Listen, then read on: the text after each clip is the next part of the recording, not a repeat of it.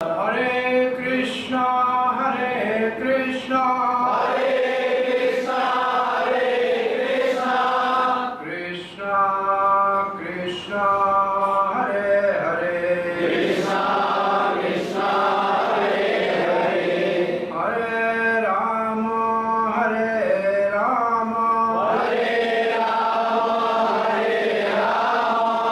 राम राम हरे हरे।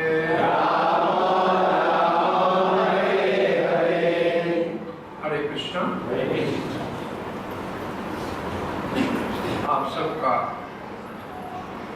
दामोदर देश, हाँ बलराम देश,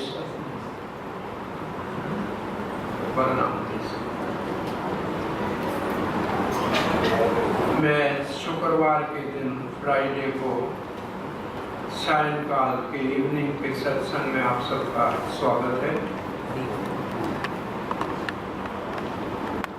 शाम के समय भगवान श्री कृष्ण के मुखारविंद से अमृत प्रवाह के रूप में निकली हुई भगवद गीता की मधुर वाणी को सुनना सौभाग्य से प्राप्त होता है।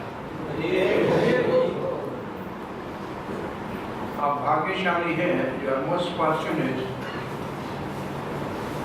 कि भगवान श्री कृष्ण के मुख से निकले हुए इस पावन करने वाली मधुर गीता का उपदेश अपने देश से दूर यहाँ इस देश में प्रभुपाद की कृपा से सुन रहे हैं।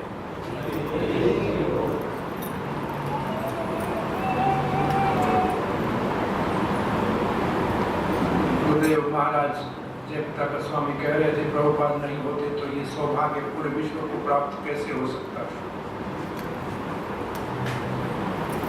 तो उस भगवद गीता के 16वें अध्याय के ऊपर नेम से रेगुलरली जो फ्राइडे क्लासेस होती हैं वो 16वें अध्याय के ऊपर हो रही है और 16 चैप्टर का नाम है डिवाइन एंड डिमोनिक नेचर, दैवी असुरी संपदा योग। भगवद गीता के हर अध्याय को योग कहते हैं क्योंकि भगवद गीता योग शास्त्र है। भगवद गीता है योग शास्त्र।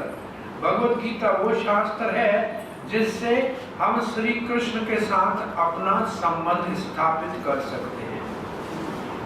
योग का मतलब संबंध स्थापित करना, अपने आप को जोड़ना। हर एक अध्याय का नाम कोई योग के नाम से है। तो इस अध्याय का नाम है दैवी असुरी संपदा योग। अब आपको और हमको समझना ये है कि इस दुनिया में दो प्रकार के ही कम से कम मानव इंसान दो प्रकार के हैं। तीसरा बीच में मिडिल है ही नहीं। या तो देवताई पुरुष हैं, भक्त हैं, नहीं तो असुर है। दिवो इमो पुरुषे लोक, दिवो इमो पुरुष लोके देव असुर एवच। ये भगवान श्री कृष्ण कहते हैं इस लोक में या तो देवताई पुरुष हैं या असुरी पुरुष हैं। अब हमको ये देखना है कि हम कौन सी पार्टी में खड़े होते हैं। दो ही पार्टियां हैं, तीसरा है ही नहीं। अब चॉइस आपकी है कौन सा पार्टी में खड़ा होना चाहते हैं।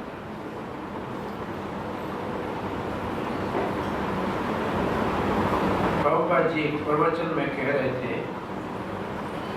हम सुबह 5 बजे उठ के अगर मंगल आरती की खरताल बजाते हैं तो लोग कहते हैं हमारी नींद खराब करते हैं। और ऊपर से इतना बड़ा जेट जाल करता तुम्हारे छत के ऊपर से जाता है, तुम्हारी नींद खराब नहीं होती। और कचरा उठाने वाला ट्रक करता है सारा दिन तुम्हारे घर के सामने, तुम्हारी नींद खराब नहीं होती? पास में बनने वाली बिल्डिंग का सारा दिन मोटरें चलती, तुम्हारी नींद खराब। और हम खरताल बजा के हरे कृष्णा बोलते हैं, तुम्हारी नींद खराब होती है। इससे पता लगता है कि तुम अच्छे खासे असुर हो। बहुत सरल, असुर की परिभाषा बहुत सिंपल है। वो रात को सो नहीं सकते हैं। भारत में शादी में वो टीटी के डिस्को में घर सारी रात 12 बजे तक 1 बजे तक सो नहीं सकते। और हम मधुर कहे गोविंद जय जय, अरे बाबा नींद खराब हो गई। तो देखो कि कितना अंत असुर और देवता को। कोई असुर ऐसे नहीं है बड़े दांतों वाले सींगों वाले सींग होंगे उसके, यही बदमाश है सारे जो भगवान का नाम नहीं लेने दे रहे।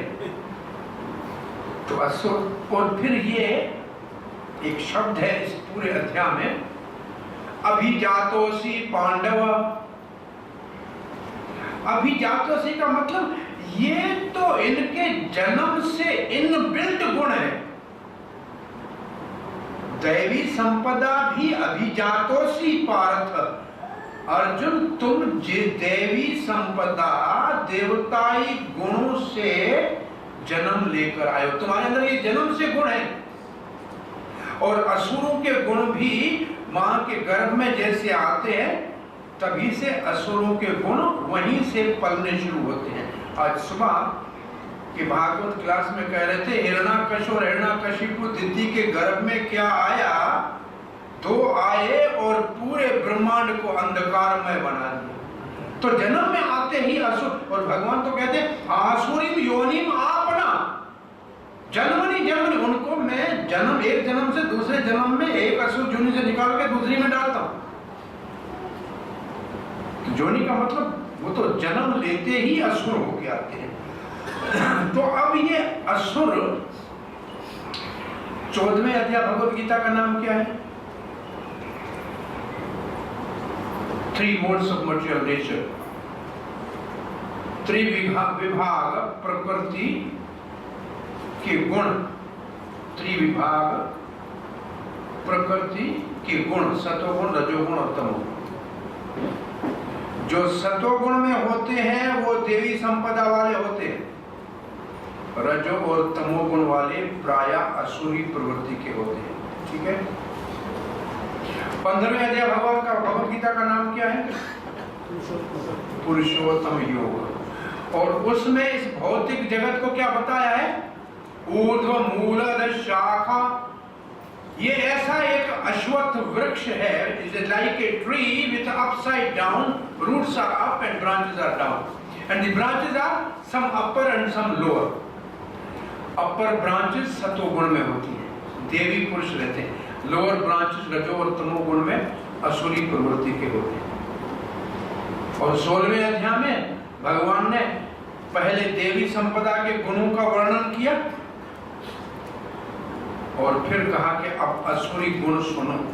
और असुरी गुणों में दंभो दर्पो अभिमानश्च। पहले दंभ का मतलब जो नहीं है वो अपने आप को बताए। दंभ का मतलब फाल्स ईगो, जो नहीं है वो बताए। प्रभुपाद इवन कुत्ता जो है वो भी उसको दम होता है कि इस गली का मैं मालिक हूँ।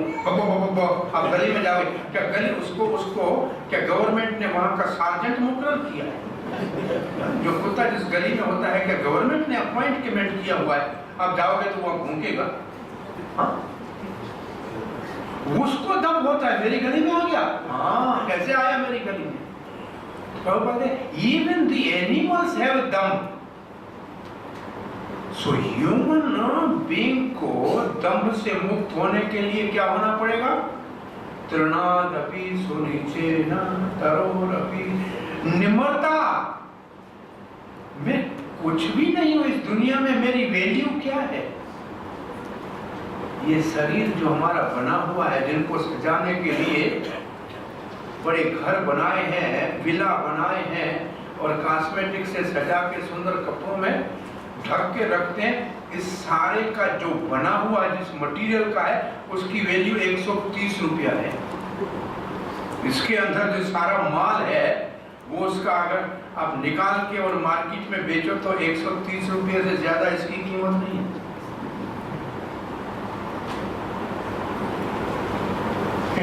लोहा इसमें इतना है कि एक कील भी नहीं होगी जिसमें कुर्ता टांगो।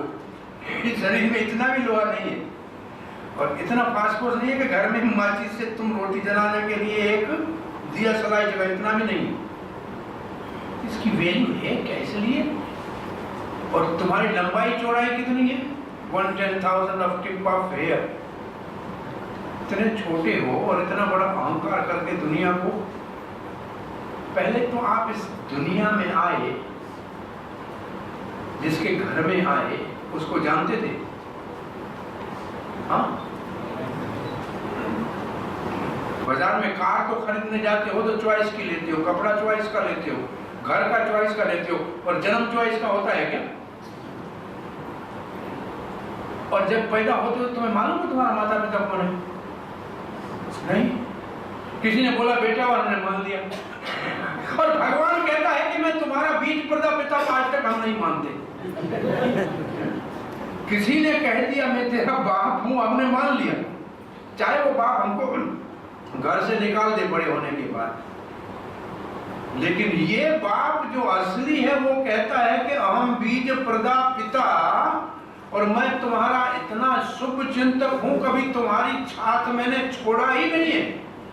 उसको उसकी बात के ऊपर विश्वास नहीं, दुनिया की बात के ऊपर विश्वास है। तो दंभो दर्पो अभिमानश्च क्रोध पौरुषम एवं चाहिए असुरी संपत्ति के, असुरी प्रकृति के लोगों के गुण हैं। तो जो असुरी प्रवृत्ति के होते हैं अथवा असुरी प्रवृत्ति के लोगों को जाना पड़ता है नरक में। तो नरक के जाने के 3 जो रॉयल रोड है और बड़े सुंदर गेट हैं, उसका वर्णन आज के श्लोक में है। आइए इसको पढ़ते हैं। अब सब लोग तैयार हो जाइए, इसको समझिए, इसलिए कि वहां हमको जाना नहीं है। ठीक है, तो इस श्लोक को मैं पढ़ता हूं, आप उच्चारण कीजिए। त्रैविधम नरकस्येदं द्वारं नाशनम् आत्मनः कामः क्रोधः तथा लोभः तस्मात् एतत् प्रियं त्यजेत। अब लिखा हुआ है, आप देख सकते हैं, तो पढ़िएगा। त्रैविधं नरकस्येदं द्वारं नाशनम् आत्मनः कामः क्रोधस्तथा लोभः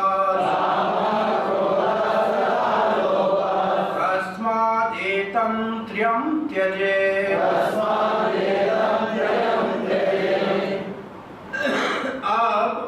भगवान श्री कृष्ण कह रहे हैं कि त्रिविधम नरकस्येदं द्वारम। त्रयी का विधम 3 प्रकार के, द्वारम दरवाजे, नरकस इदम इस नरक में जाने के लिए, 3 doors leading to the hell। तो वहां जाने से होगा क्या? भाई नरक में क्या परेशानी है? उनको डर नहीं लगता है नरक से? परेशानी क्या है? यहाँ लिखा क्या है? नाशनम आत्मनः, आत्मा का नाश होता है। अरे आत्मा तो अमर है, आत्मा का नाश कैसे होगा? आत्मा अमर है तो आत्मा का नाश कैसे होगा? आत्मा का स्वरूप क्या है? आत्मा का स्वभाव क्या है? जीवेरा स्वरूप है, बोलो। जीवेरा स्वरूप है, कृष्णेरा नित्य दास। कृष्णेरा नित्य दास। इसका अर्थ है जीव आत्मा का जो स्वभाव है, जो उसका स्वरूप है, जो उसकी कॉन्स्टिट्यूशनल पोजीशन है, वो भगवान श्री कृष्ण का नित्य दास है। अगर इस नौकरी से निकाल दिया जाए तो वो मरे के बराबर है। If he has no opportunity to render devotional service to the Supreme Lord Sri Krishna, then he is as good as dead. तो वो आत्मघाती है, आत्महा है, आत्मनाशनम है। वो नीच जूनियों में जाएगा तो आत्मा का नाश हो गया। नाश हो गया का मतलब उसका जो धर्म है उससे वो उसका पतन हो गया। He has fallen from his constitutional position. 3 दरवाजे नरक की तरफ जाते हैं और जो वहां जाता है उसकी आत्मा का पतन होता है। पतन का मतलब वो अपने स्तर से गिर जाता है, अपने स्वरूप से चूक जाता है। तो कौन से 3 दरवाजे हैं नरक के? काम, क्रोध, लोभ। काम, क्रोध और लोभ, ये 3 दरवाजे हैं नरक में जाने के।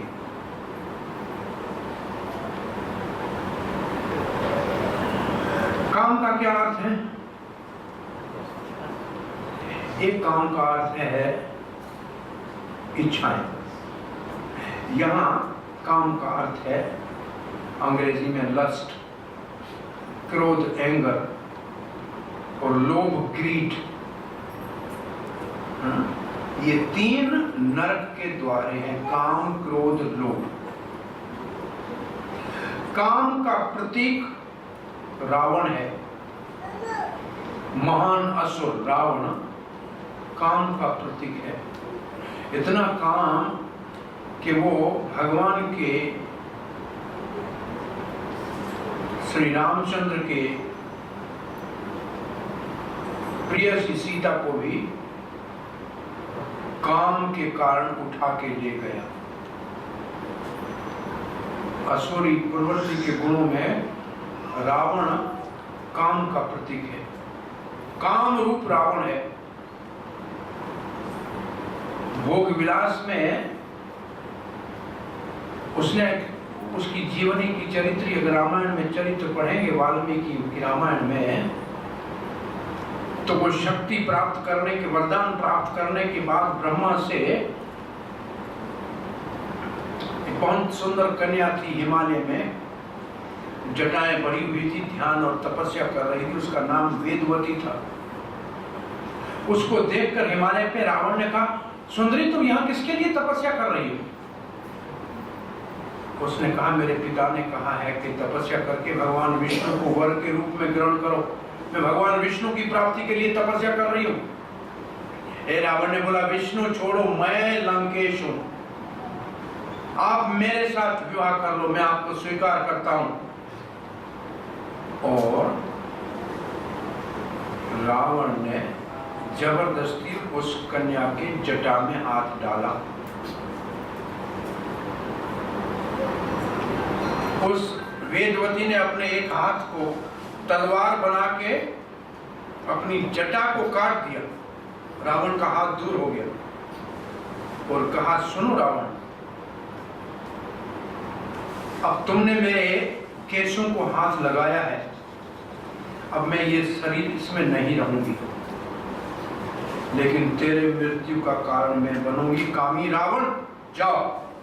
और वेदवती ने वहां शरीर छोड़ दिया और वही फिर छाया सीता के रूप में रावण उठा के गया और वही रावण की मरने का कारण बनी। और वहां से जाते हुए रावण ने नल कुबेर और मणिग्रीव, नल कुबेर की पत्नी ब्रह्मा के एक अप्सरा को जाते हुए देखा और उसको पकड़ा रावण ने। उसने कहा मैं I am just like your daughter in law, तुम्हारा भाई है कुबेर। कुबेर जो है धन का, कुबेर को जानते हो? जानते नहीं है, सब कुबेर के चेले हो। कुबेर धन का देवता है, वो रावण का भाई है। रावण विशर्वा का बेटा है, विशर्वा ऋषि पुलस्त का बेटा पुलस्त विशर्वा, और विशर्वा का एक बेटा है कुबेर और दूसरा बेटा रावण कुंभकर्ण, और ये केकसी से हैं जो सुमाली की बेटी है, वो असुर है। तो वो भाई हुआ ना, रावण का कजन ब्रदर हुआ ना कुबेर, और कुबेर का बेटा उसके बेटे के बराबर हुआ ना, भतीजा हुआ ना। तो उसकी पत्नी तो उसके लिए बहू हो गई ना, डॉटर इन लॉ। उसने बोला डॉटर इन लॉ मैं तुम्हारी हूं, तुम मुझे क्यों देख रहे हो, हाथ क्यों लगा रहे हो? उसने बोला स्वर्ग में रहने वाली कोई किसी की पत्नी नहीं होती है, जिसको हाथ आ जाए वो उसको भोग ले। और रावण ने उसका बलात्कार किया, और वो जब दुखी होकर चली गई, और जब नल कुबेर ने देखा, कहा रावण से लड़ तो नहीं सकते हैं। बोला आज मैं श्राप देता हूं कि आज के बाद अपनी इच्छा के विरुद्ध रावण किसी स्त्री को हाथ लगाएगा मर जाएगा। उसने ये श्राप दिया। तो रावण कामी था, कई ऋषियों की और राजाओं की स्त्रियों को ले जाके लंका में अपने, तो काम असुरी प्रवृत्ति का गुण है, काम असुरी प्रवृत्ति का गुण है, इस काम से बचना चाहिए। तीसरे अध्याय भगवद गीता में अर्जुन ने एक प्रश्न भगवान श्री कृष्ण से पूछा है,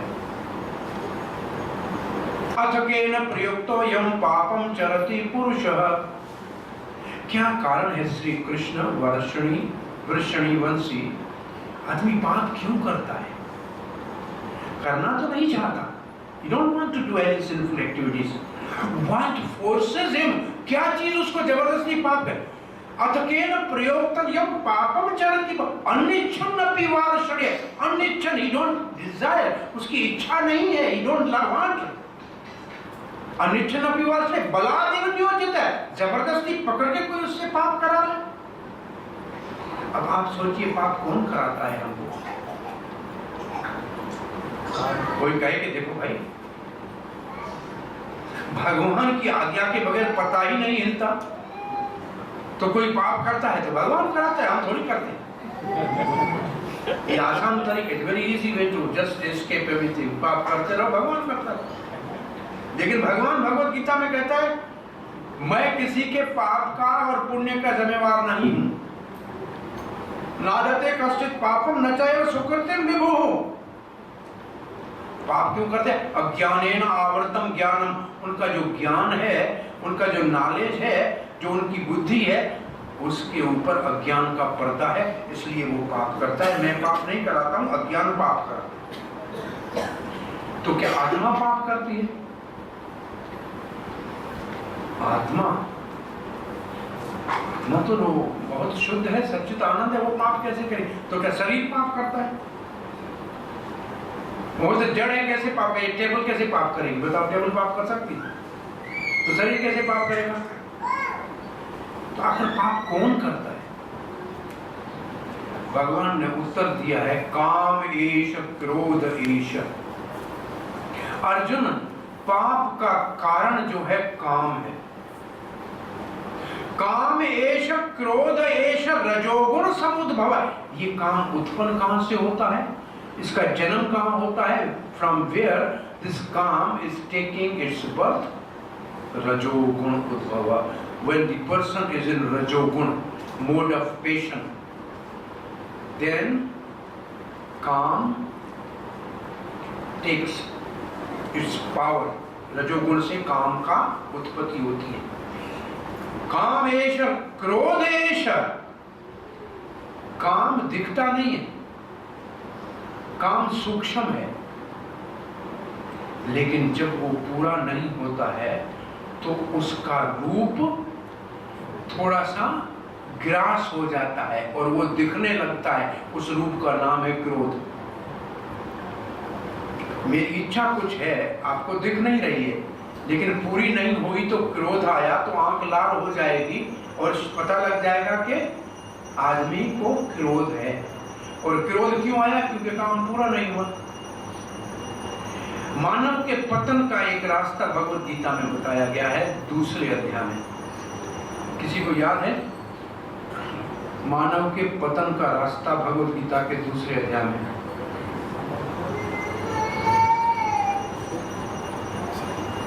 ध्यायतो विषयान् मुमुक्षुः संगस्तेषुपजायते संगात् संजायते कामः कामात् क्रोधः क्रोधात् भवति सम्मोहः सम्मोहात् स्मृतिविभ्रमः स्मृतिभ्रंशात् बुद्धिनाशो बुद्धिनाशात् प्रणश्यति।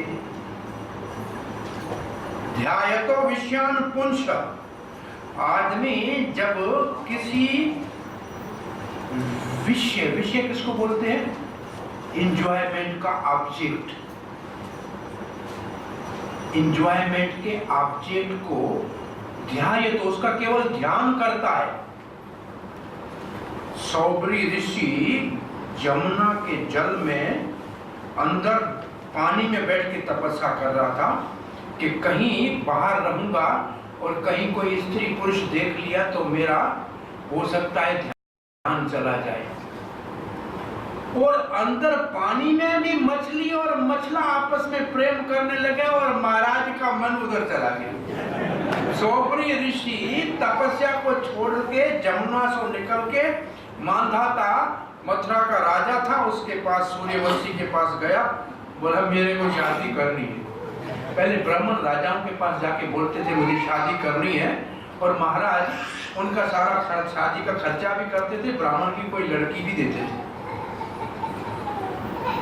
तो उसने कहा राज मुझे राजकन्या से शादी करनी है। तो माना था महाराज ने देखा ऋषि को ना करेंगे तो विरोध करेगा।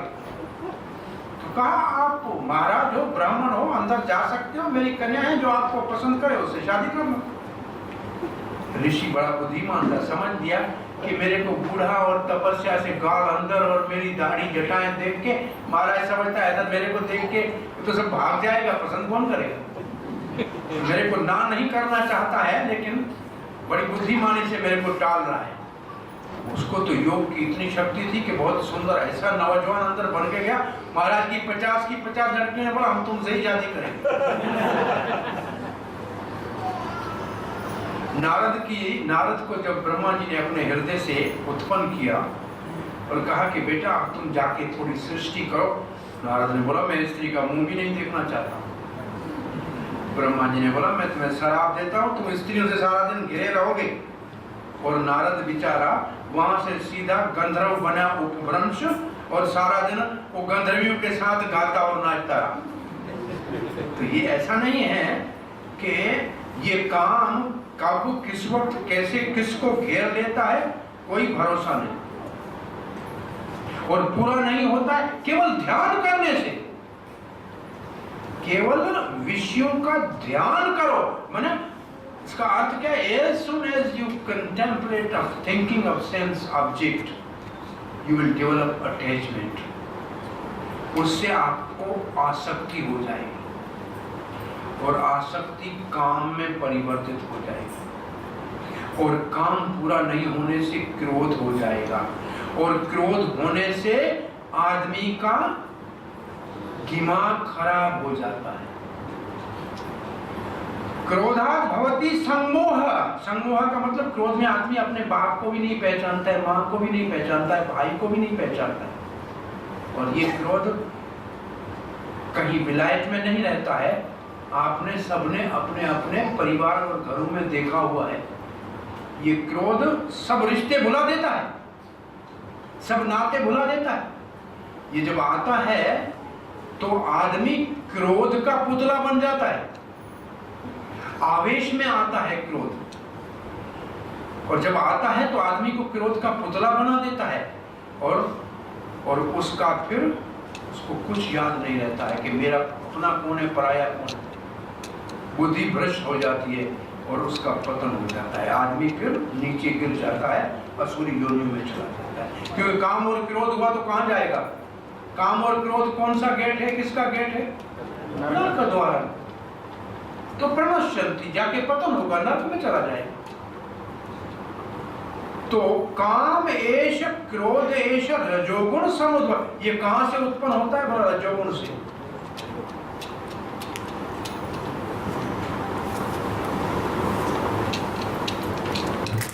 काम के लिए एक सूत्र भागवत में भी है और एक सूत्र वेद में भी है।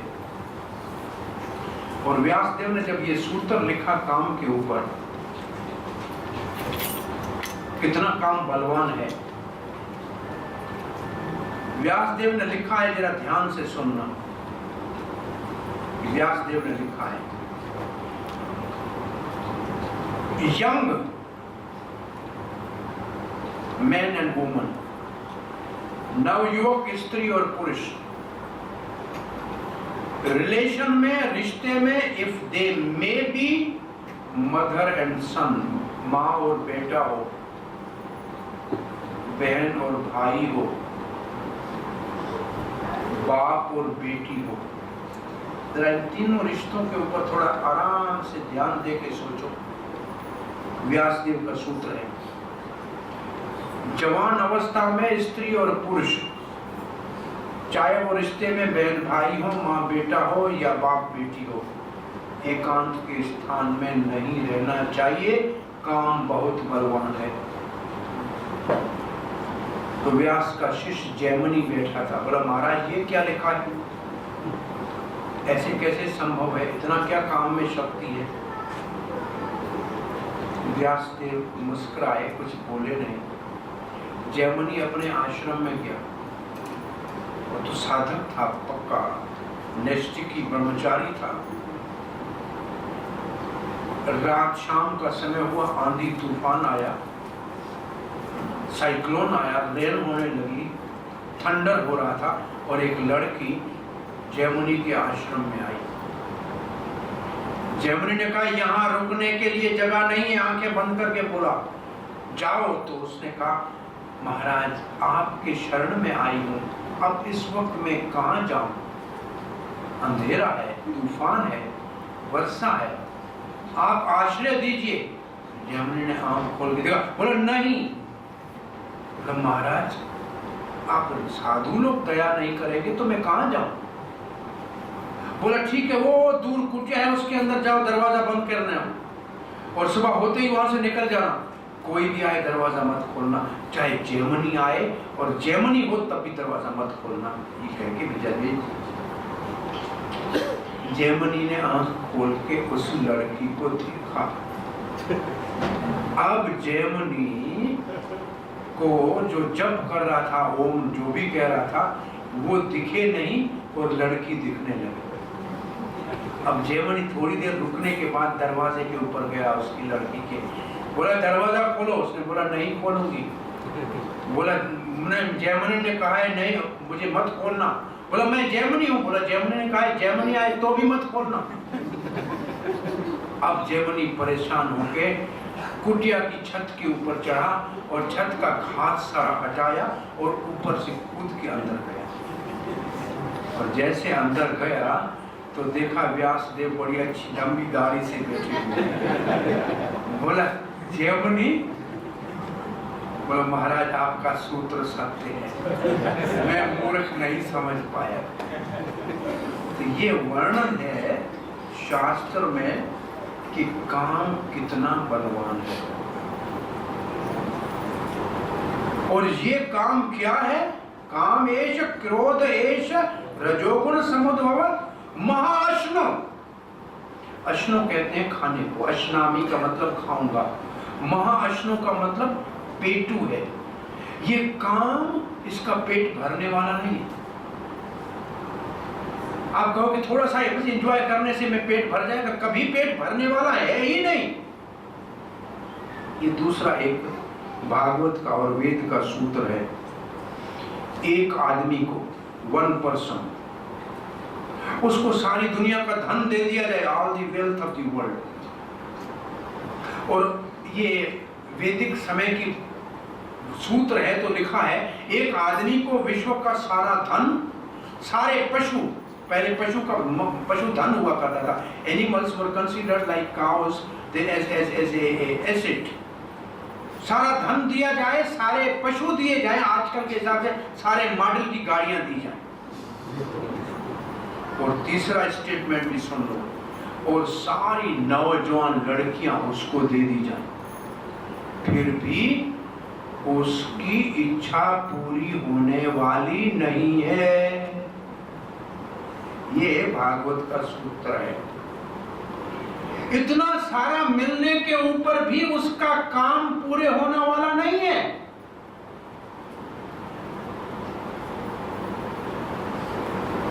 लोभ बढ़ेगा, काम बढ़ेगा, और इसके लिए दूसरा कि आग में घी डालने से क्या आग बुझेगी? क्या आग में घी डालोगे कि पेट्रोल डालोगे? यहाँ तो आपको इसके लिए कहीं जाके देखना नहीं है, रोज देखने को मिलती है।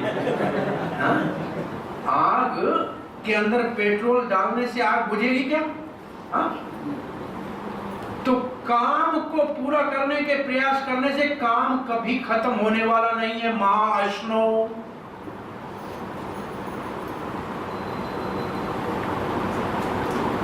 बहुत बड़ा पेटू है, इसका पेट भरने वाला नहीं। जन्म एक नहीं, कई जन्मों से ये काम के हम गुलाम बने हुए हैं, एक जन्म के नहीं, कई जन्मों के। इसलिए एक प्रभुपाद के पास उनकी शिष्य आई जो उस वक्त में एक्ट्रेस थी ऑस्ट्रेलिया में, एक्ट्रेस थी ऑस्ट्रेलिया में, अभिनेत्री थी, बहुत सुंदर थी, सब कुछ था। प्रभुपाद ने एक दिन कहा, many life you have enjoyed the way you like, why don't you give this one life to Krishna?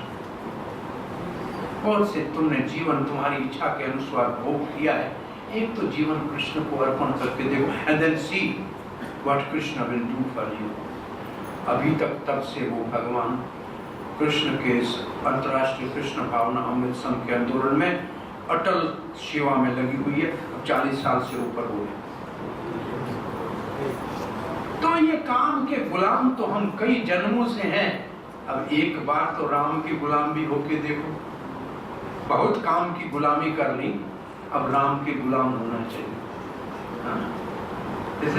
ये ऑप्शन है आपका, आपका किसी का गुलाम तो होना ही पड़ेगा, या राम का या काम का। There's no in between। महाश्नो, एंड उसके बाद दूसरा शब्द है महापाप महा, और पापी का बाप है ये, सब पाप ये कराता है।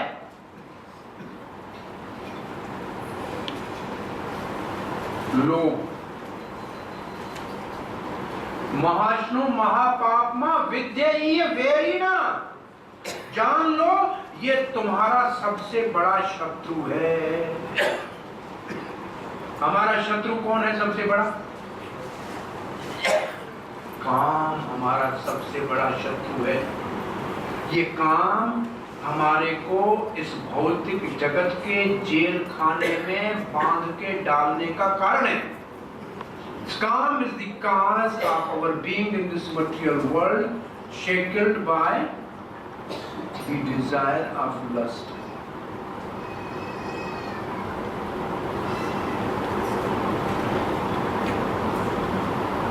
क्रोध, क्रोध का और लोभ का, वैसे द्वेषात्, क्रोधात्। अब काम का दूसरा रूप आपको दिखाएं। ये तो भयानक रूप था, इसको छोड़ के थोड़ी देर के लिए भागवत के एक और श्लोक के ऊपर ध्यान दीजिए। कामाद गोप्यः, इसी काम को कृष्ण की तरफ मोड़ दोगे तो गोपियों की तरह सबसे उत्तम कोटि के भक्त बन जाओगे। तो काम खराब नहीं है,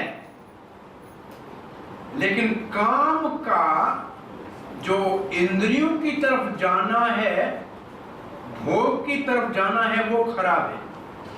काम का इंद्रियों के भोग के बजाय इंद्रियों के स्वामी ऋषिकेश की तरफ काम को मोड़ दो। गोपियों ने काम से कृष्ण को प्राप्त किया, ये भागवत का श्लोक है। कामाद गोप्यः द्वेषाद चेद्यः क्रोधात कंसः। तो काम जाएगा नहीं, रहेगा, लेकिन उसको डायरेक्शन किस तरफ कर दो? कृष्ण की ओर। और कृष्ण क्या है? कामदेव। कामदेव कौन है? कृष्ण का एक नाम क्या है? मदन मोहन। मदन कामदेव को कहते हैं। कामदेव को मदन कहते हैं, और मदन का अर्थ होता है जो आदमी को पागल बनाए। मद किसको बोलते हैं? नशा। जो आदमी को मदहोश कर दे उसको मद बोलते हैं, उसको बोलते हैं मदन। तो असली कामदेव कौन है? कृष्ण काम है, कामदेव है। और वो माया से सारे संसार को मोह देता है। लेकिन एक काम है जो श्री कृष्ण के ऊपर पुष्प बाण 5 चला रहा था, ये सोचकर। और कब चला रहा था? जब श्री कृष्ण रास लीला कर रहे थे गोपियों के संग। कामदेव ने कहा कि मैं तो ध्यान में बैठे हुए भोलेनाथ शंकर के ऊपर आक्रमण किया, तो उसको भी मैंने ध्यान से विचलित कर दिया। वो तो दूसरी बात है कि उन्होंने तीसरा नेत्र खोल के मेरे को भस्म कर दिया। ये तो गोपियों के संग में रास लीला कर रहा है, इसके ऊपर बाण चला के देखता हूं, ये तो अभी अभी मेरे बाणों के प्रभाव से मेरे मुंह से ग्रस्त हो जाएगा। ये तो समाधि में नहीं है, ये तो रास लीला कर रहा है। लेकिन सारे बाण चला चला के थक गया कामदेव, हाथ थक गया, ऐसे देख रहा है, उसको कुछ भी नहीं हो रहा। और कृष्ण ने कामदेव की ओर देखकर कहा, बच्चू। बच्चू क्यों कहा भगवान ने?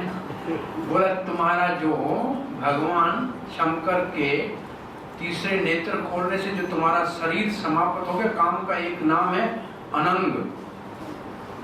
जो ब्राह्मण दीक्षित है वो काम गायत्री पढ़ते हैं, उसमें अनंग शब्द है। अनंग का मतलब जिसको कोई अंग नहीं है। कामदेव को कोई अंग नहीं है, भस्म हो गया। और श्री कृष्ण ने कहा तुम्हारे को शंकर जी ने श्राप दिया। श्राप क्या दिया? भस्म की अंग। तेरे को मैं वापस शरीर देके, मेरा बच्चू बेटा प्रद्युम्न, श्री कृष्ण का रुक्मणी का पहला पुत्र प्रद्युम्न कामदेव को वापस शरीर मिला। तो वापस मेरे बच्चू है तो मेरे को काम क्या करेगा? एक काम का और अर्थ है, अनंग का अर्थ और है। अनंग का अर्थ है जब राधा कृष्ण और गोपी और कृष्ण के विषय में सुनो तब आप भी अपने शरीर को भूल जाओ। अनंग कॉन्शियसनेस है। अनंग चेतना में राधा कृष्ण की लीला को समझा जा सकता है। अंग से, इस शरीर से उस लीला को समझना हमारे संभव, हमारे लिए नहीं। तो कृष्ण कामदेव है।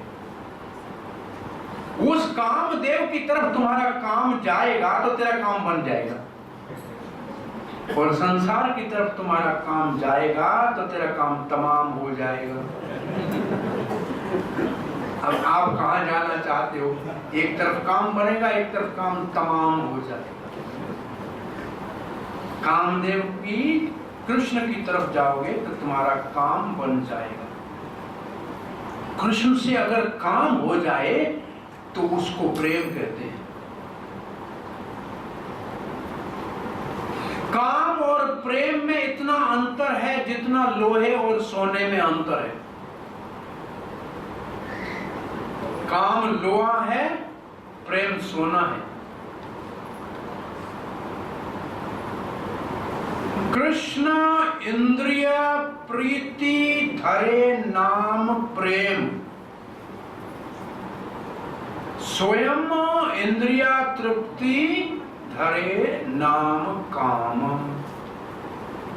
अपनी इंद्रियों की तृप्ति के लिए काम करने को काम बोलते हैं, कृष्ण की इंद्रियों को तृप्त करने के लिए काम को प्रेम बोलते हैं।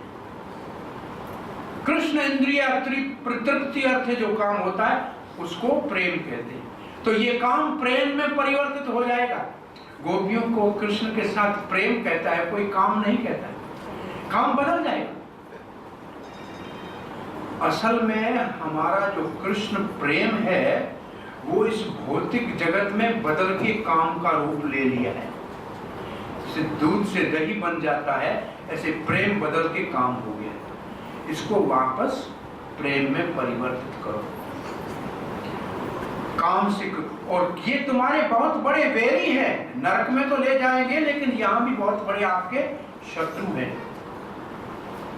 तो ये काम की परिभाषा भगवद गीता में है, इससे बचना चाहिए। तीसरे अध्याय में इसके लिए तो अर्जुन ने पूछा कि अगर इतना हमारा बड़ा दुश्मन है तो है कहाँ, पता तो बताओ कहाँ रहता है ये काम, पता लग जाए कि कहाँ रहता है, where it is located, then we can go and try to defeat him, उसको खदेड़ के बाहर निकाल देंगे। तो भगवान ने हम सबको अर्जुन के माध्यम से काम के रहने के स्थान बताए हैं। कौन जानता है काम कहाँ रहता है? मनः इंद्रियः बुद्धिः अस्य अधिष्ठानम उच्यते। ये काम रूपी शत्रु कहाँ रहता है? हमारे मन में, हमारी इंद्रियों में और हमारे बुद्धि में। अच्छा, एक राजा है, राजा के पास एक होता है मंत्री, एक होता है सेनापति और एक होती है सेना। ये तीन होंगे तो राजा सुरक्षित होगा ना, मंत्री, सेनापति और सेना। जिस राजा का मंत्री दुश्मन के साथ मिला हुआ हो, जिस राजा का सेनापति बिक चुका हो दुश्मन के पास, और जिस राजा के सैनिक विद्रोह के ऊपर उतर आए, एजिटेशन के ऊपर उतर आए, उसकी आज्ञा न माने, वो राजा सुखी रह सकता है? Can that king be happy? So we are the king of this body. ये पुरंजन हमारा ये पुर है। This is the body, our kingdom. We as a soul are the king of this body. Our intelligence, हमारी बुद्धि हमारा मंत्री है। Intelligence is our minister. और उसके अंदर बैठा कौन है? काम। मन हमारा सेनापति है, कमांडर है मन। उसके अंदर कौन बैठा है? काम। और इंद्रियां हमारी सैनिक हैं, उसमें कौन बैठा है? काम।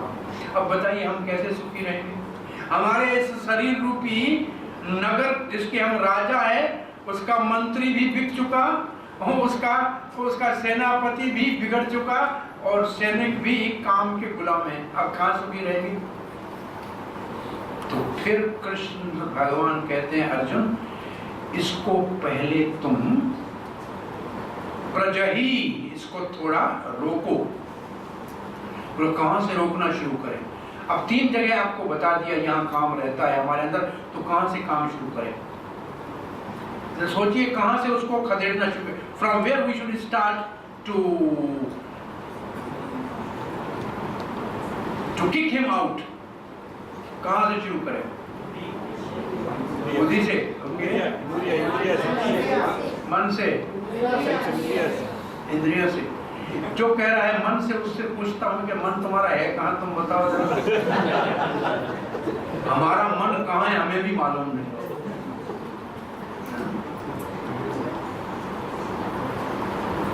और बुद्धि बेचारी मन से इतनी घबरा गई है कि सोच भी नहीं सकती है।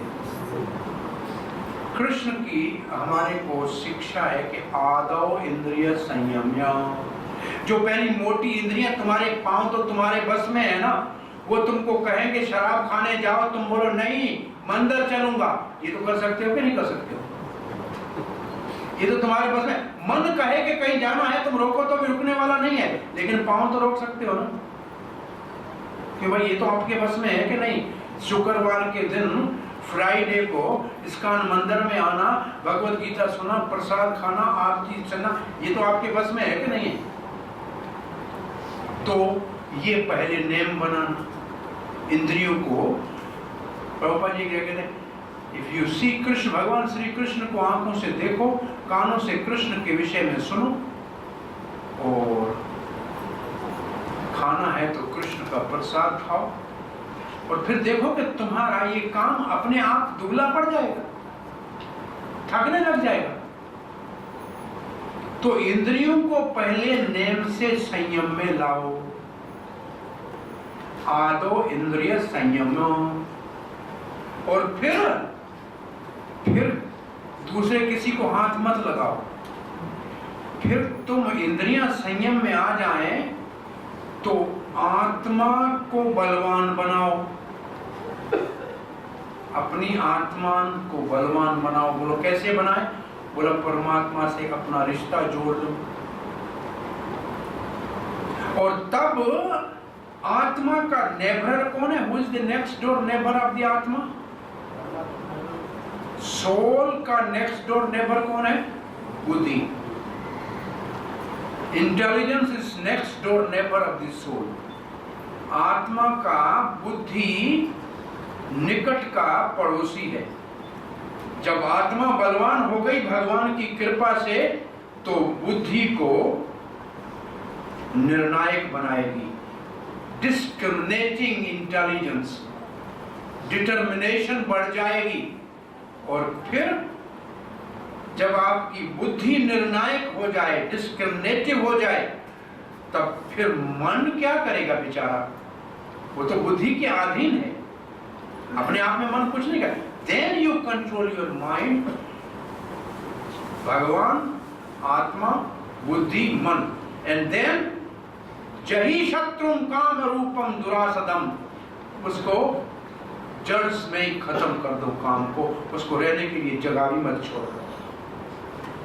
सो कृष्ण भावना में आप अगर नेम से भगवान के नाम का जपना की आदत डालोगे तो आत्मा को बल मिलेगा। कैसे बल कैसे मिलेगा? अंदर पवित्रता आएगी। पवित्रता में शक्ति है। प्रभुपाद जी क्या? Purity is force. पवित्रता में शक्ति है। और पवित्रता का साधन चैतन्य महाप्रभु ने क्या बताया? चेतो दर्पण मार्जनम। चित्त रूपी दर्पण को साफ करने का साधन है हरे कृष्णा कृष्णा कृष्णा हरे हरे, हरे राम राम राम हरे हरे। जैसे ही पवित्रता आएगी, आत्मा बलवान हो जाएगी और बुद्धि निर्णायक हो जाएगी और मन बेचारा आज्ञाकारी हो जाएगा। मन ही आपका शत्रु है और मन ही आपका मित्र है। Is your friend as well as your enemy. कभी कभी मन को कंपैरिजन करते हैं मोंकी से। मोंकी मन बंदर जैसा चंचल है, जैसा एक मोंकी। अब मोंकी को फ्रेंड बनाया एक ने, वो मैं आपको कथा बताता। एक छोटा सा वीडियो क्लिप है, मेरे पास है नहीं लेकिन मैंने देखी है। एक शिकारी जंगल में था, बहुत प्यासा था, पानी का पता नहीं लग रहा था। कुछ बंदरों को देखा, उसने कहा कि बंदरों जरूर यहाँ रह रहे हैं तो पानी तो निकट में होगा। अब इस बंदर से कैसे पानी का पता लगाएं? उसने सामने जो छोटा पहाड़ था उस पत्थर में एक होल बनाया, थोड़ा पतला सा होल बनाया, अंदर में खोदा पड़ा। और मोंकी जब उसको देख रहा था तो उसके पास जो कुछ चने थे वो उस होल में डाले और फिर दूर चला गया। मोंकी ने चने देखे थे, होल देखा था, वो हट गया तो मोंकी ने आगे अंदर हाथ डाला और चने की मुट्ठी भरी। अब मुट्ठी हाल से बाहर निकले नहीं, होल छोटा था, मुट्ठी बड़ी हो गई। और वो बंदर गले, तब तक शिकार ने आगे उसको गले से पकड़ के रस्सी डाला, बोला बहुत हो गया, शांत हो गया। अब बंदर पकड़ा गया तो उसने मुट्ठी खोल दी, हाथ बाहर आ गया। अब शिकारी ने क्या किया, जो उसके पास ब्रेड पड़ी थी, यह सच्ची कहानी है, ड्रामा नहीं है। वो जो ब्रेड पड़ी थी उसके ऊपर बहुत सारा नमक छिड़का और उस बंदर को खाने को दिया, और उसके बाद उसका रस्सा खोल दिया।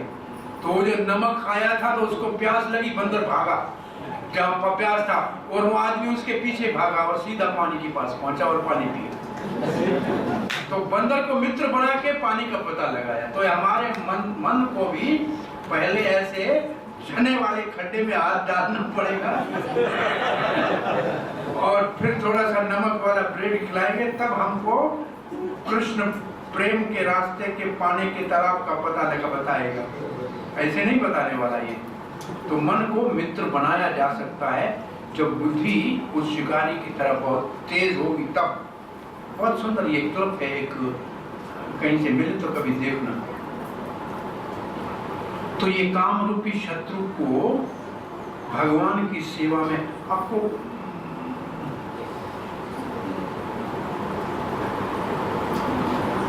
काम क्रोध ये दोनों एक दूसरे से जुड़े हुए हैं। क्रोध बहुत बड़ा खतरनाक हमारा शत्रु है। दूसरा, इसको रूप गोस्वामी ने वेग कहा है। कौन कौन से वेग है? वाचो वेगम, मनस वेगम, क्रोध वेगम। वेग का मतलब क्या होता है? आंधी की तरफ आता है और सब कुछ बिगाड़ के चला जाता है, हमेशा नहीं रह सकता। इसका मतलब क्रोध हमेशा नहीं रह सकता। आप हमेशा क्रोध में रह सकते हैं? नहीं ना। जब आपको क्रोध आए तो आप अपने आप को जाके सुंदर से आपके घर में लगे हुए मिरर में अपना चेहरा देख, कैसे आप लगते हो। आप अपना चेहरा क्रोध का अगर देख लो तो आप क्रोध करना ही छोड़ दो। कभी देखा है आपने क्रोध का चेहरा अपना आईने में? कहीं मैं कहाँ था, एक मदुराई में था, तो मुझे कहा कुछ बच्चों को शिक्षा दो। तो बच्चों को मैंने कहा बेटा क्रोध नहीं करना चाहिए, क्रोध किसी को आए तो आईने के सामने जाके देखना चाहिए। दूसरे दिन जिसके घर में था उसकी माँ ने बच्चे को डांटा, बच्चा आईना लेके माँ को दिखाने गया और माँ हंसने लगी। मेरे को कहा ये क्या, ये आपने क्या इसको सिखा दिया? माँ का क्रोध खत्म हो गया।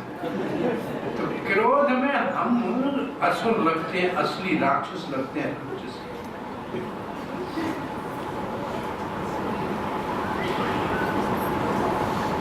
हरे कृष्ण। तीसरा है लोभ। काम, क्रोध, लोभ, नरक, तीनों को त्याजिए, इन तीनों को छोड़ो।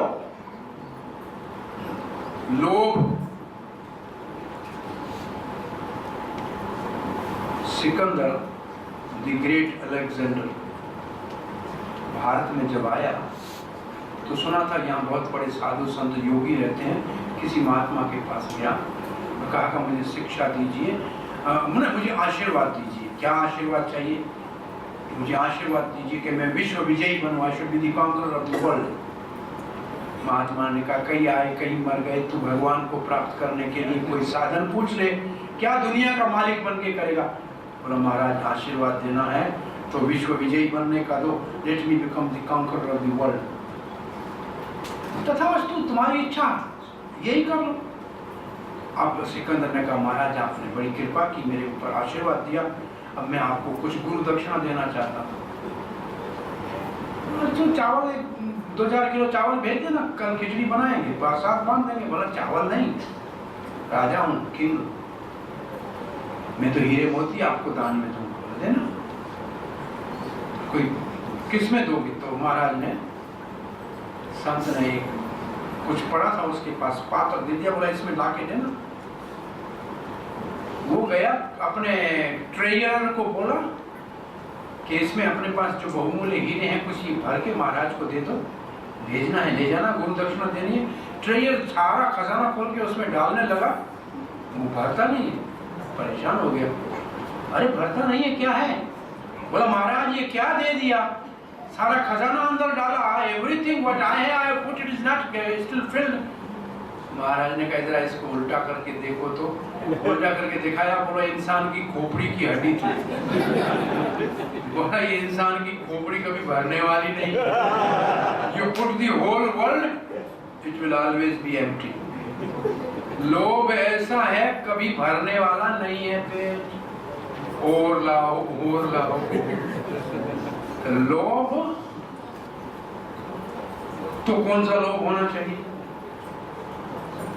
लोलुप्यम एकम, रूप गोस्वामी कहते हैं कृष्ण प्रेम प्राप्त करने का जो एक ही कीमत चुकानी पड़ेगी, प्राइस पे करनी पड़ेगी, लोभ है, केवल लोभ।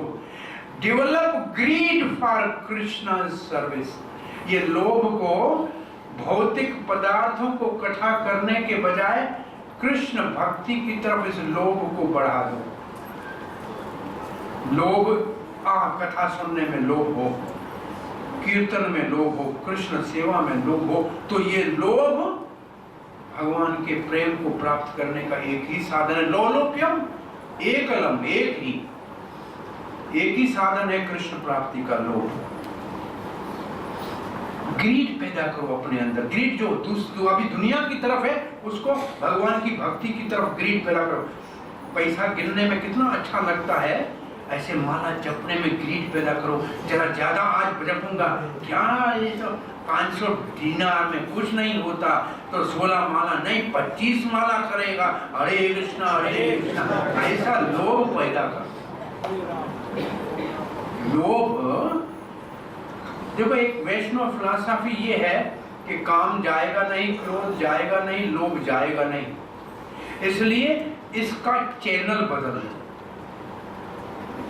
पटड़ी इसकी जो आप दुनिया की तरफ है, इसको भगवान की तरफ मोड़ दो। काम भी वहां चलेगा, क्रोध भी चलेगा, सब कुछ। क्रोध अगर आ जाए तो हनुमान की तरह लंका जला देना, तो क्रोध भगवान की सेवा में लग गया। क्रोध भी भगवान की सेवा में लग सकता है, उसकी भी आवश्यकता है। और भगवान श्री कृष्ण पूरी भगवत गीता में कर क्या रहा है? अर्जुन को क्रोध दिला रहा है, लड़ो। बगैर क्रोध के लड़ाई थोड़ी होगी। तो क्रोध खराब नहीं है, क्रोध कहां करना चाहिए कहां नहीं करना चाहिए, ये केवल हमारे को डिस्क्रिमिनेट करना आना चाहिए। काम, क्रोध, लोभ 3 नरक के द्वारे हैं। अगर ये संसार की तरफ इनका मुंह है तो, और इनका मुंह मोड़ के कृष्ण की तरह कर दो, तो ये गोलोक ले जाने का रास्ता बन जाएंगे। ये बहुत सिंपल सी। तो प्रभुपाद जी ने क्या किया अमेरिका में जाके, बोला तुम ये लोग सारा दिन पैसा खर्च करके जाके नाचना चाहते हो ना क्लब में, और फिर पैसा खर्च करके पेट भरने के लिए कुछ खाना चाहते हो ना, आओ आओ हमारे यहाँ मुफ्त में नाचो, जब थक जाओ तो प्रसाद खाओ। तो यही करना है ना, तो यही करो। तुम्हारे पास क्या है बजाने के लिए? ये है तो यही बजाओ, बस खाओ, गाओ, नाचो, खाओ और भक्त बन जाओ। इतना, इससे कोई और सरल रास्ता हो सकता है क्या? बहुत सिंपल है। सो ये काम, क्रोध, लोभ, मोह तीनों नरक के द्वारे हैं, अगर ये इंद्रिय तृप्ति के मार्ग पे हैं तो। और ये जब भगवान की भक्ति के मार्ग में लगाएंगे तो तीनों भगवत धाम ले जाने के साधन भी बन जाएंगे। यहाँ ये बताया गया है कि असुर जीवन कैसे शुरू होता है। इसलिए आदमी को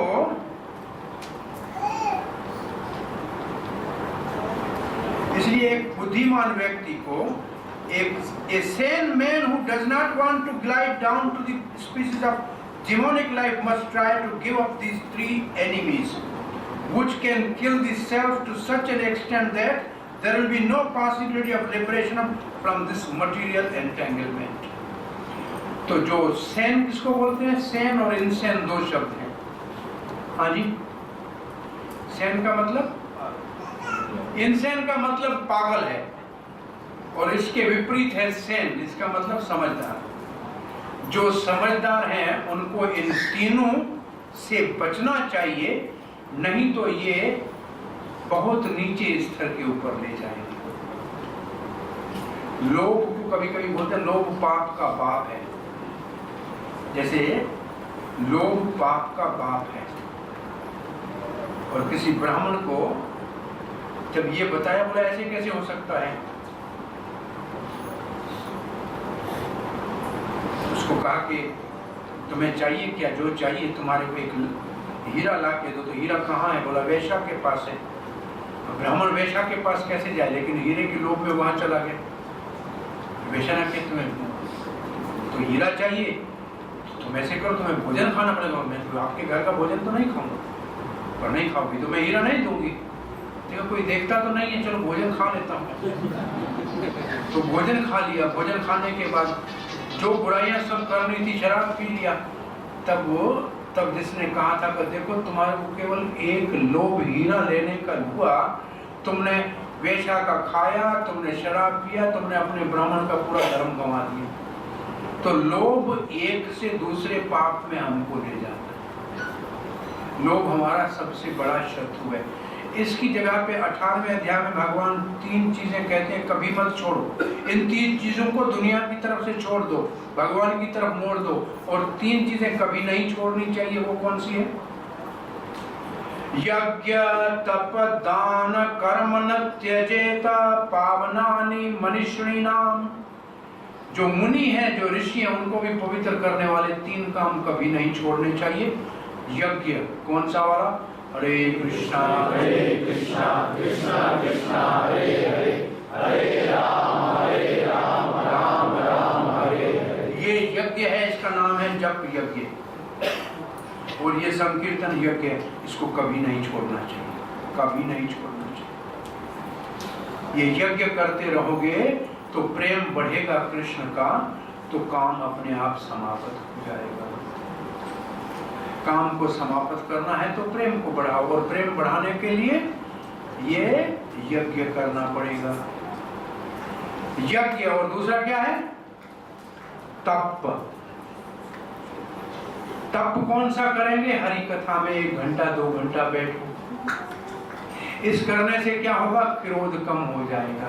तपस्या करोगे, एकादशी व्रत रखोगे, भागवत को रोज सुनोगे, तो रोज कथा सुन सुन के मन में आएगा क्रोध करना तो बड़ा अच्छा नहीं है, तो क्रोध छूट जाएगा। और तीसरा क्या है? कहाँ?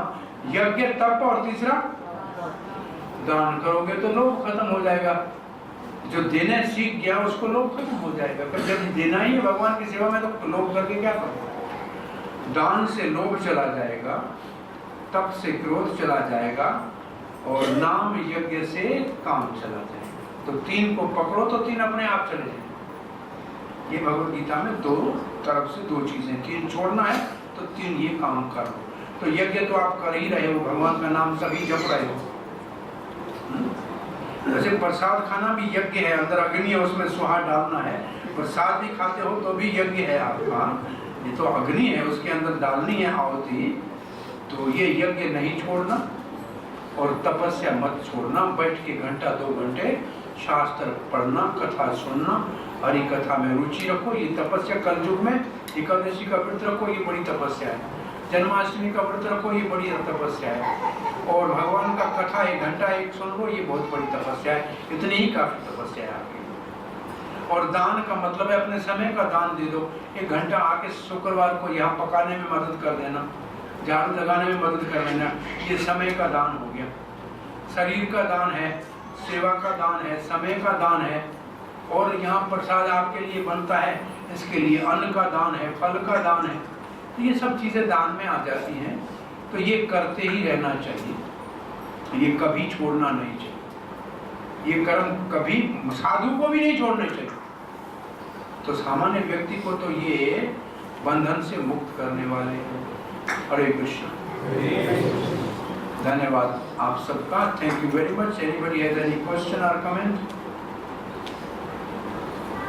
1 घंटा हो गया भैया। हरे कृष्ण।